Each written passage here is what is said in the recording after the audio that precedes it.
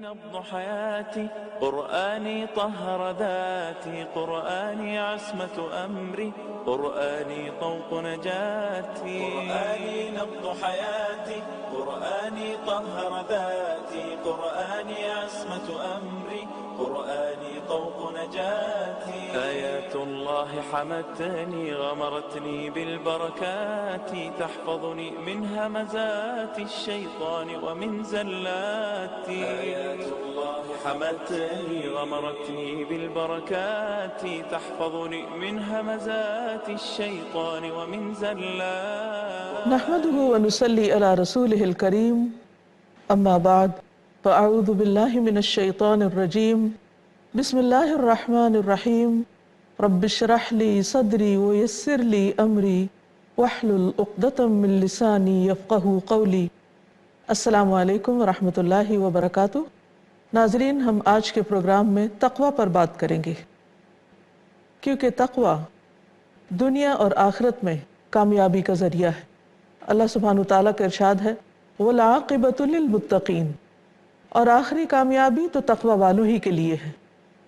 یعنی جس کے اندر تقوی ہے اس کا انجام بخیر ہے۔ عام طور پر یہ سمجھا جاتا ہے کہ جب انسان اپنے آپ کو مختلف چیزوں سے روکتا ہے، کچھ چیزیں بولنا چاہتا ہے اور وہ بولتا نہیں، کچھ کرنا چاہتا ہے اور وہ کر نہیں سکتا، اور یہ سب کچھ کیوں ہوتا ہے؟ اللہ کے ڈر سے، کیونکہ تقوی کا معنی اللہ سے ڈرنا، اور اللہ سے ڈر کر اپنے آپ کو گناہوں سے بچانا، بری باتوں سے روکنا، خواہشات سے روکنا، ایسی چیزوں سے روکنا کہ جو اللہ سبحانہ وتعالیٰ کی ناراضگی کا سبب ہوں۔ تو ایسے میں بسا اوقات انسان یہ سوچتا ہے کہ اگر کسی موقع پر جہاں اسے بظاہر جھوٹ بولنے سے فائدہ ہو رہا ہو اور وہ جھوٹ نہ بولے تو شاید اس کا فائدہ نہ ہوگا، یا وہ کوئی نقصان اٹھا جائے گا، یا اسی طرح اگر کوئی حرام چیز اس کے لیے اٹریکشن کا باعث ہے، اس کو اپنی طرف کھینچ رہی ہے،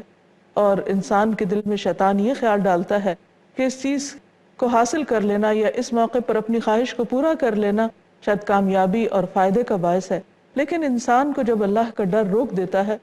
اور وہ تقوی اختیار کرتا ہے تو بسا اوقات یہ سوچتا ہے کہ شاید اس میں میرا نقصان ہے، لیکن یہ بات درست نہیں۔ حقیقت یہ ہے کہ انسان کے لیے کامیابی اسی میں ہے کہ انسان اللہ کے ڈر سے ہر اس چیز کو چھوڑ دے جس سے اللہ کی ناراضگی لازم آتی ہو، اور ہر وہ کام کرے جو اللہ تعالیٰ کو خوش کرنے والا ہو۔ قرآن مجید میں سورۃ الاعراف میں آیت نمبر 128 میں موسیٰ علیہ السلام کا ذکر کیا گیا۔ فرمایا قال موسیٰ لقومہ استعینوا باللہ واصبروا ان الارض للہ یورثها من یشاء من عبادہ والعاقبۃ للمتقین۔ موسیٰ علیہ السلام نے اپنی قوم سے کہا، یعنی بنی اسرائیل سے کہا، جبکہ وہ ایک طویل عرصے تک فرعون کی غلامی میں تھے اور طرح طرح کی مشقتیں برداشت کر رہے تھے اور آزادی کے خواب دیکھتے تھے، تو اللہ تعالیٰ نے موسیٰ علیہ السلام کو ان کی مدد کے لیے بھیجا۔ تو موسیٰ علیہ السلام نے قوم کو جس چیز کی نصیحت کی اور تلقین کی وہ کیا تھی کہ نمبر 1 استعینوا باللہ، اے قوم اللہ سے مدد مانگو، کیونکہ کوئی بھی کام اللہ کی مدد کے بغیر نہیں ہو سکتا۔ دوسری چیز وَاصْبِرُوا، اور صبر اختیار کرو، یعنی صبر کا دامن ہاتھ سے نہ چھوڑو، کیونکہ بسا اوقات جب انسان پر ظلم ہوتا ہے یا ایسے حالات ہوتے ہیں جو اس کی مرضی کے خلاف ہوتے ہیں اور انسان ان کا مقابلہ کرنا چاہتا ہے تو وہ طریقے اختیار کرنے لگتا ہے جو اللہ تعالیٰ کو پسند نہیں ہوتے، تو اس پر اپنے آپ کو روک لینا ایسے منفی ری ایکشن سے کہ جس کے نتیجے میں جلد بازی میں فائدے کی بجائے نقصان ہو، تو اس کی انہیں تلقین کی۔ فرمایا ان الارض للہ، یہ زمین تو اللہ کی ہے،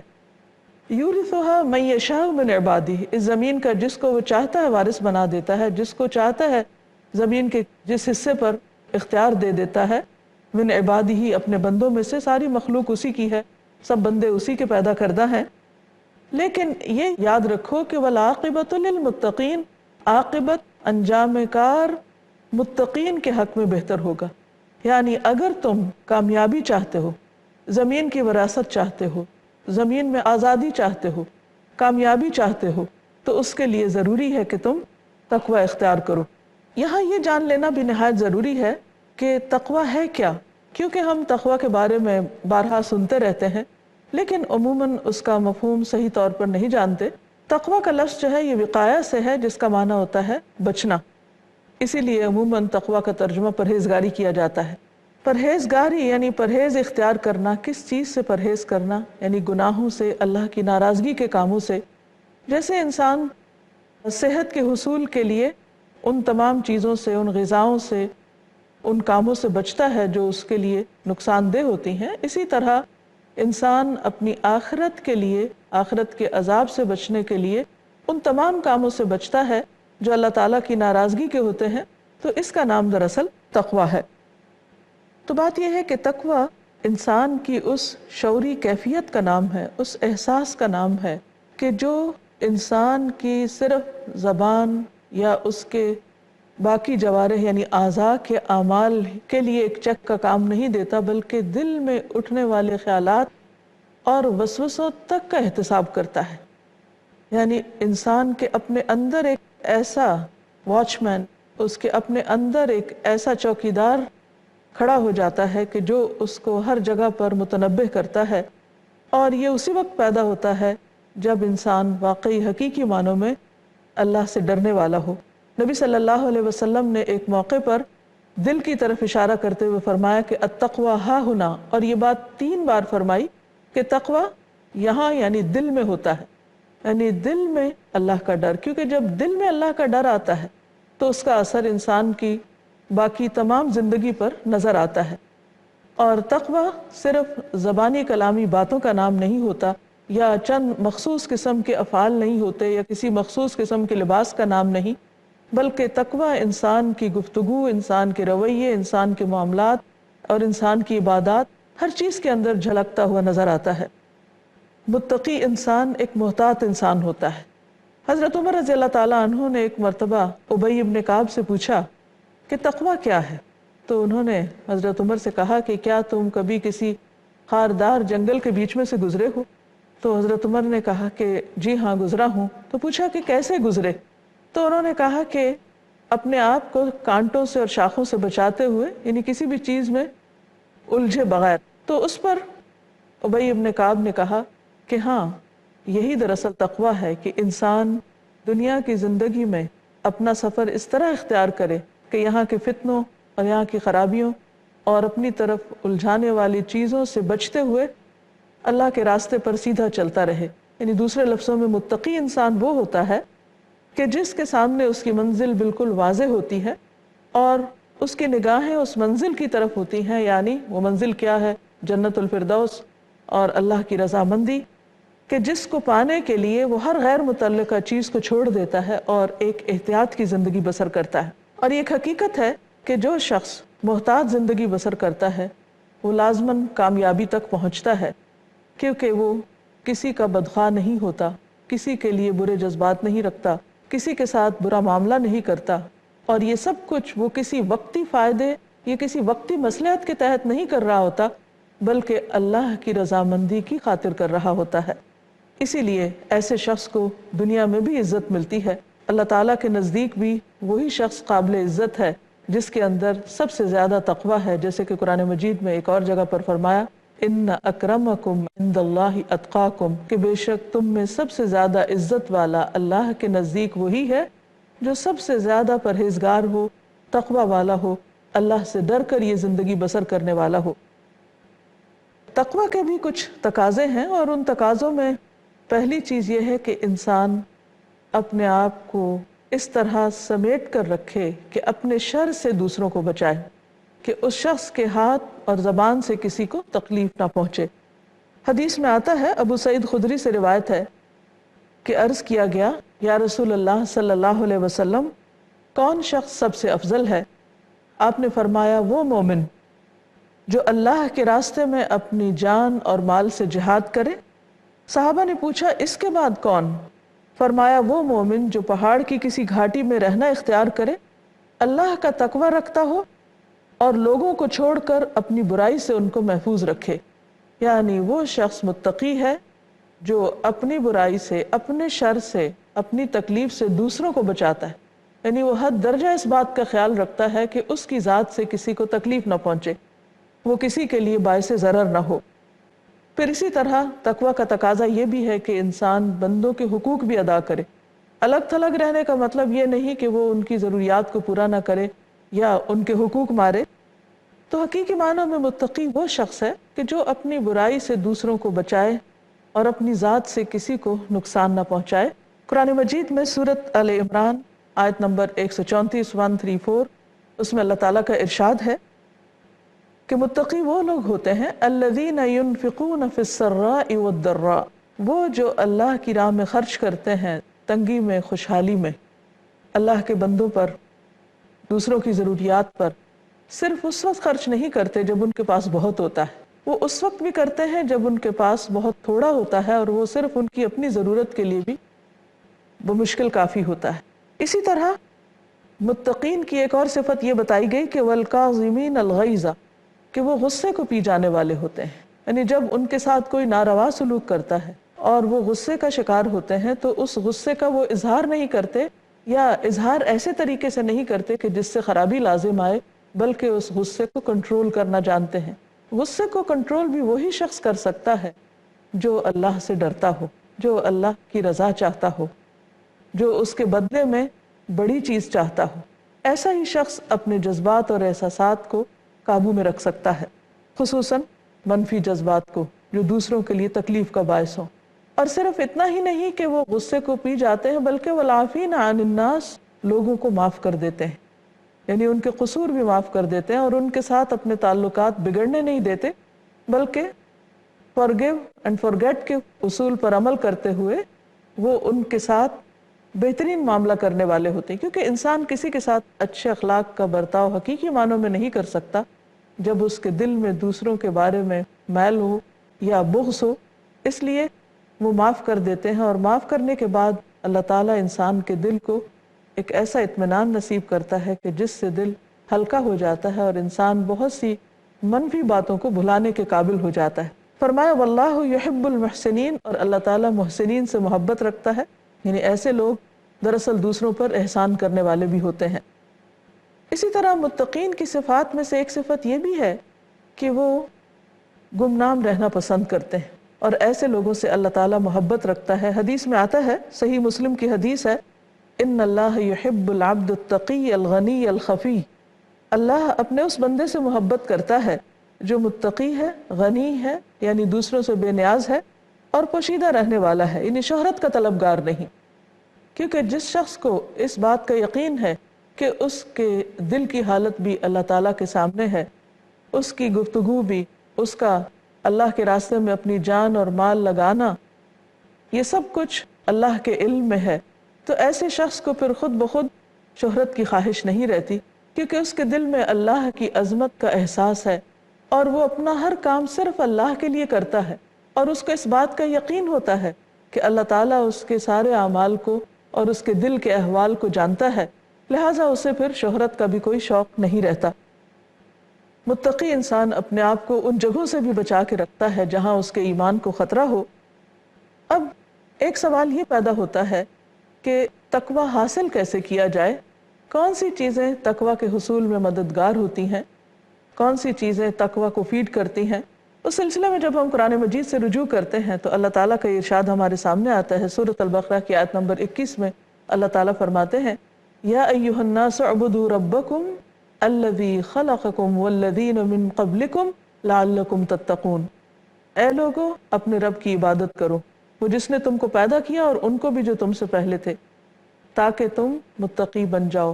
یعنی اللہ کی عبادت انسان کے اندر تقویٰ کی صفت پیدا کرتی ہے،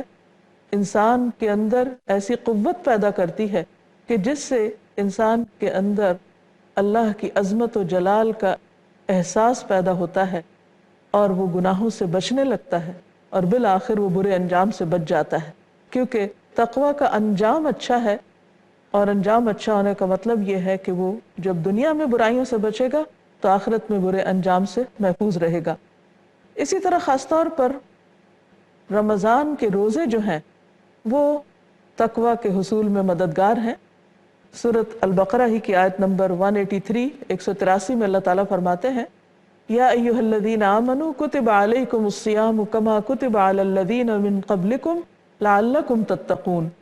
اے لوگو جو ایمان لائے ہو، تم پر روزے فرض کیے گئے جیسے کہ تم سے پہلے لوگوں پر فرض کیے گئے تھے تاکہ تم میں تقوی پیدا ہو۔ گویا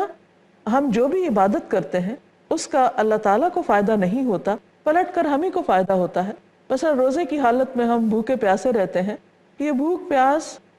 اللہ تعالیٰ کو کوئی فائدہ نہیں دیتی، لیکن یہ ہمیں ضبط نفس سکھاتی ہے، اور یہ ضبط نفس اور یہ قوت انسان کو برائیوں سے بچنے کی طاقت دیتا ہے۔ یعنی پورا مہینہ جب انسان حلال چیزوں سے بچتا ہے، یعنی کھانا پینا حلال ہے جو اللہ نے انسان کے لیے حلال قرار دیا، اس میں سے جو کھاتا ہے انسان، تو جو شخص اس مہینے میں حلال سے بچتا ہے اس کے اندر بالآخر یہ قوت پیدا ہو جاتی ہے کہ وہ حرام سے بچے، ان چیزوں سے بچے جو اللہ تعالیٰ کو پسند نہیں۔ پھر اسی طرح تقویٰ کے حصول کے لیے ایک اور بہت اہم تدبیر یا طریقہ ہے اللہ کی کتاب کو مضبوطی سے پکڑنا اور جو کچھ اس میں لکھا ہے اس کو یاد رکھنا۔ اللہ تعالیٰ کا ارشاد ہے سورۃ البقرہ آیت نمبر 63 میں، وَاذْكُرُوا مَا فِيهِ لَعَلَّكُمْ تَتَّقُونَ، اور جو احکام اس میں درج ہیں انہیں خوب یاد رکھنا شاید کہ تم بچ جاؤ،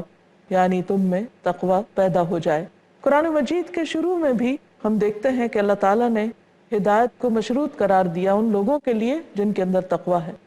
ارشاد ہوتا ہے ذَلِكَ الْكِتَابُ لَا رَيْبَ فِيهِ هُدًى لِّلْمُتَّقِينَ، یہ کتاب جس میں کوئی شک نہیں، یہ متقین کے لیے ہدایت کا ذریعہ ہے، یعنی جن کے اندر خدا کا خوف ہوگا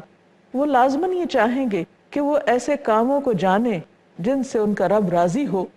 تو ان کو جاننے کے لیے وہ اس کتاب کی طرف رجوع کریں گے، اور جو ہدایت کی نیت سے قرآن مجید کی طرف رجوع کرے گا وہ لازماً ہدایت پائے گا۔ اسی طرح تقوی کے کچھ اور فائدے بھی ہیں۔ قرآن مجید میں اللہ تعالیٰ فرماتے ہیں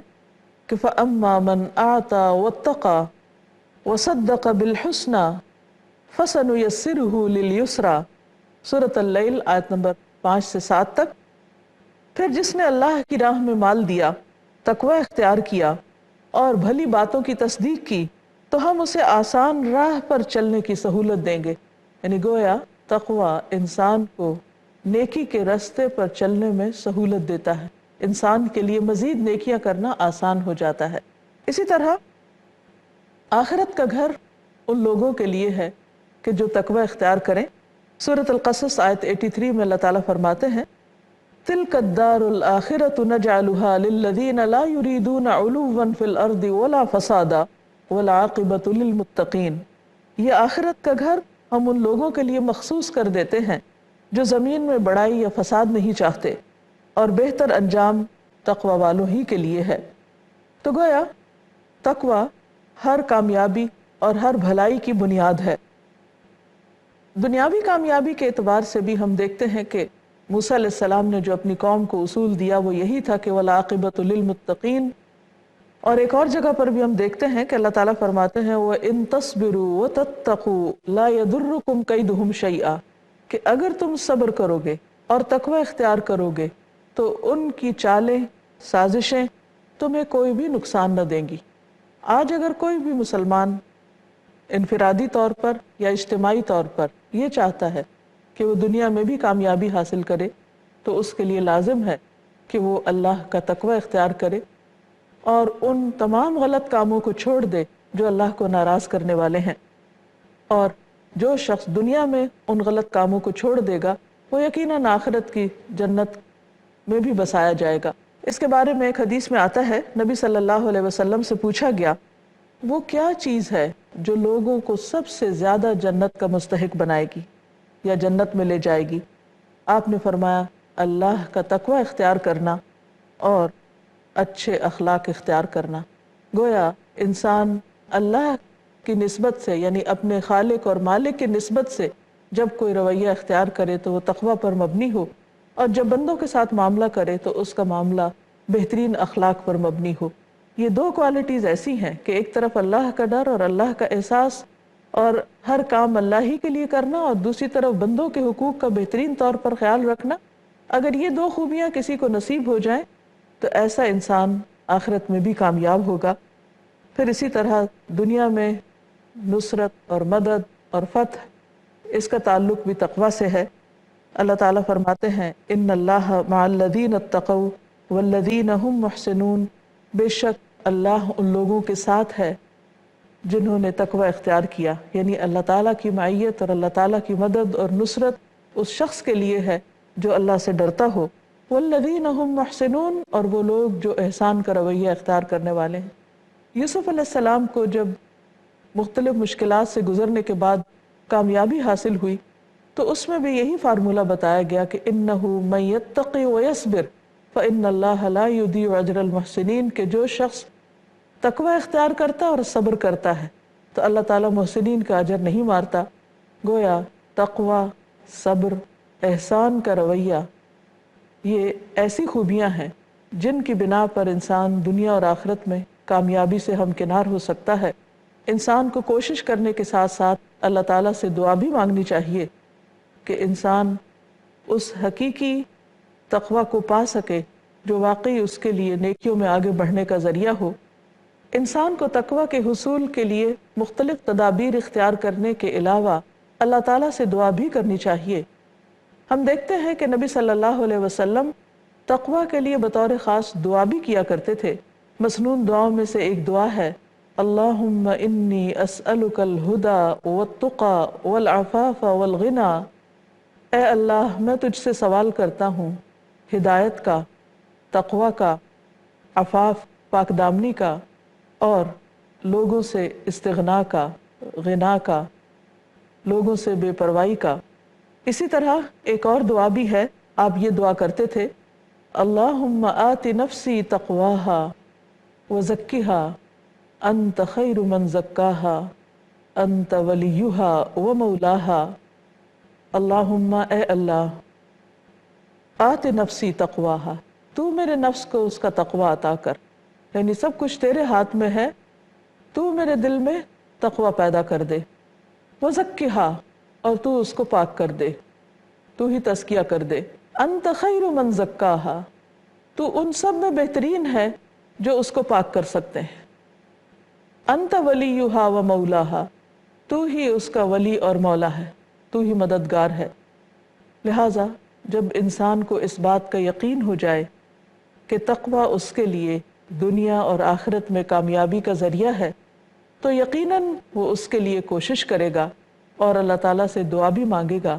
اللہ تعالیٰ ہم سب کو تقوی کی دولت عطا فرمائے۔ وآخر دعوانا ان الحمد للہ رب العالمین۔ أعظمها من كلمات من الرحمن علينا بكتاب من رحمات، معجزة خالدة ما أعظمها من كلمات من الرحمن علينا بكتاب من رحمات، قرآني نبض حياتي، قرآني طهر ذاتي، قرآني عصمة أمري، قرآني طوق نجاتي، قرآني نبض حياتي، قرآني طهر ذاتي، قرآني عصمة أمري، قرآني طوق نجاتي.